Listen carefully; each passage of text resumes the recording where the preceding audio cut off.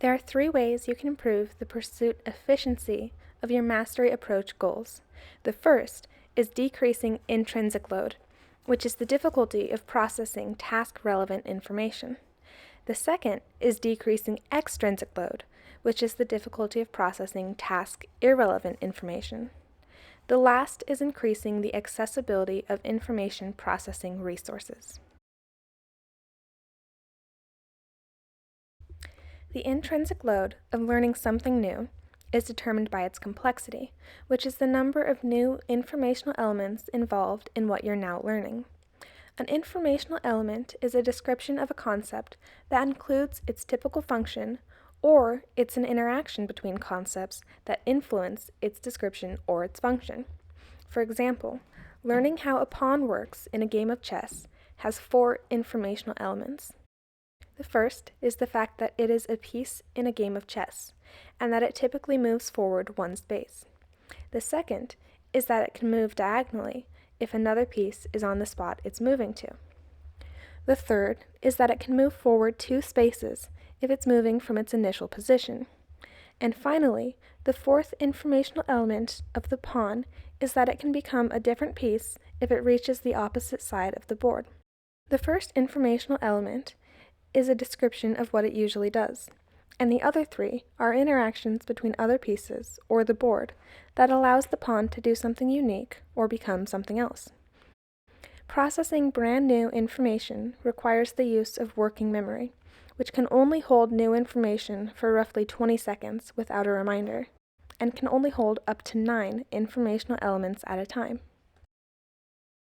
Once we process new information enough times, it becomes familiar to us. Familiar knowledge is stored in long-term memory in a process called memory encoding. The amount of informational elements that can be encoded is virtually limitless. There's no limit to how much you can learn and how much your brain can store, and it can store these memories for a lifetime. The information stored in these memories are structured in such a way that allow you to access them without using any of your working memory capacity. This is why I can drive while still thinking about what my friend meant when she called my outfit brave.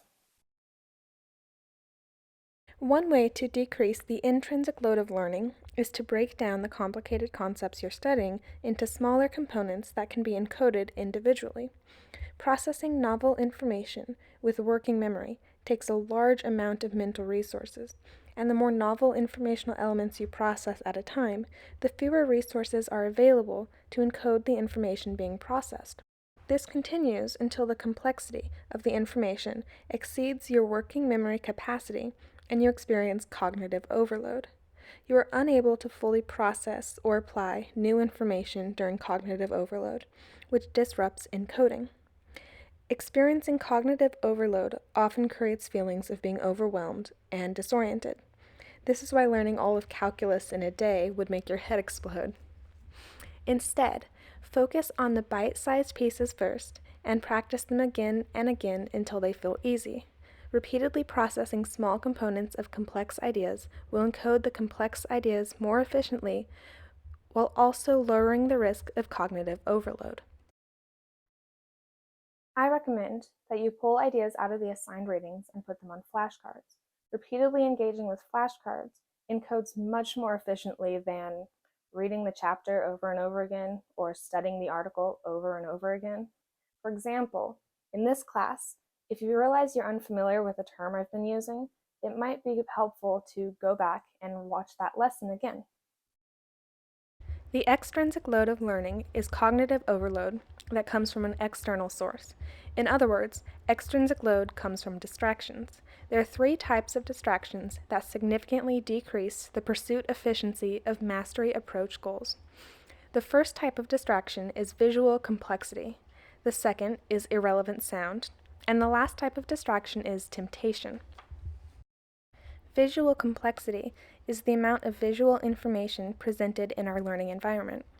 Our subconscious constantly monitors our environment for potential threats and opportunities. What this means is that every object within our line of sight constantly drains a small amount of mental resources, because you never know when that poster on the wall will turn into a hungry tiger. We can reduce visual complexity by placing task-irrelevant objects out of our line of sight, or by organizing those objects in a way that forms a pattern.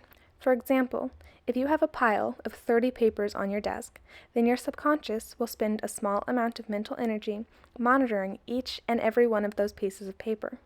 However, if you organize those pieces of paper into a stack, then the geometric pattern that forms will allow your subconscious to monitor those 30 pieces of paper as a single stack of paper, which requires much less mental energy.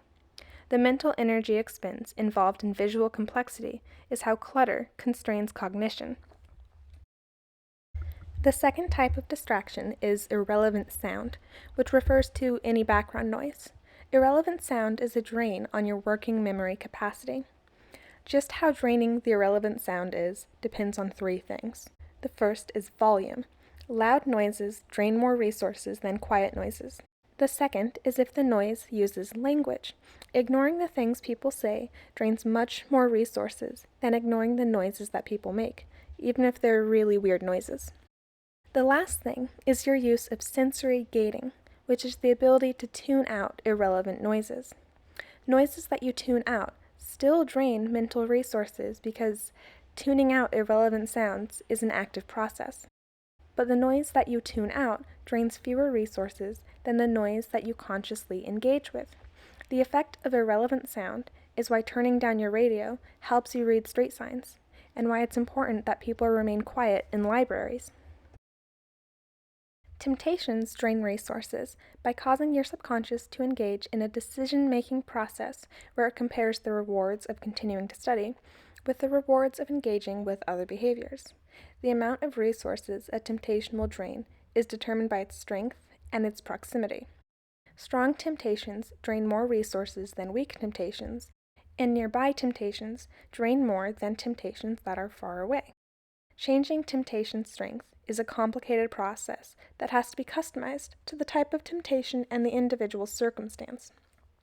However, changing temptation proximity is simple and straightforward.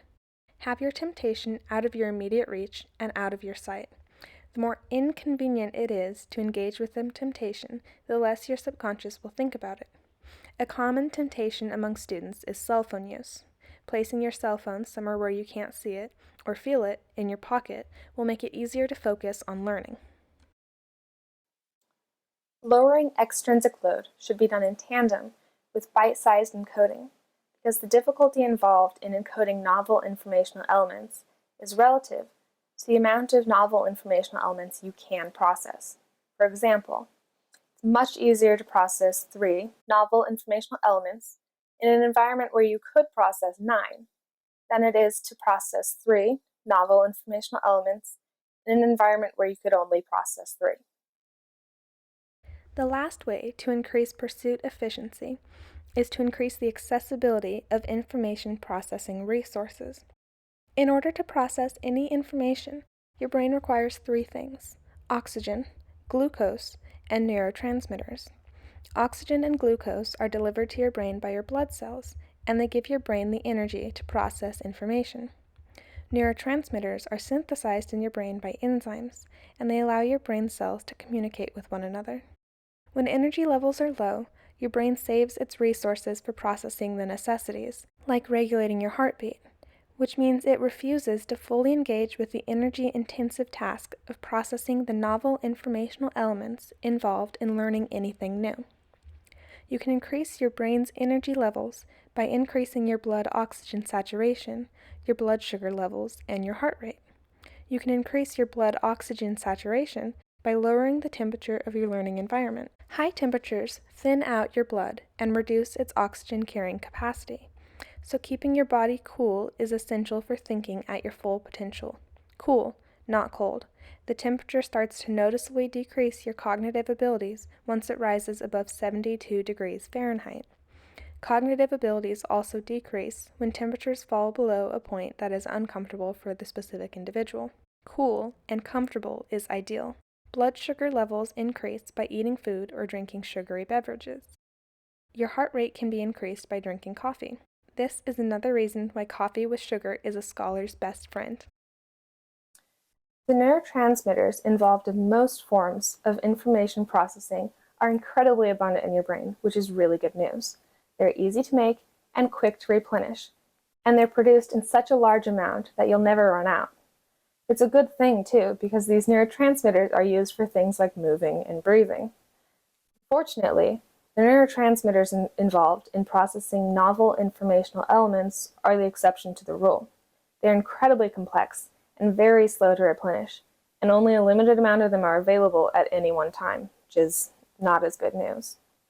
Your brain is more than happy to let you run out of the learning to play chess neurotransmitters because learning to play chess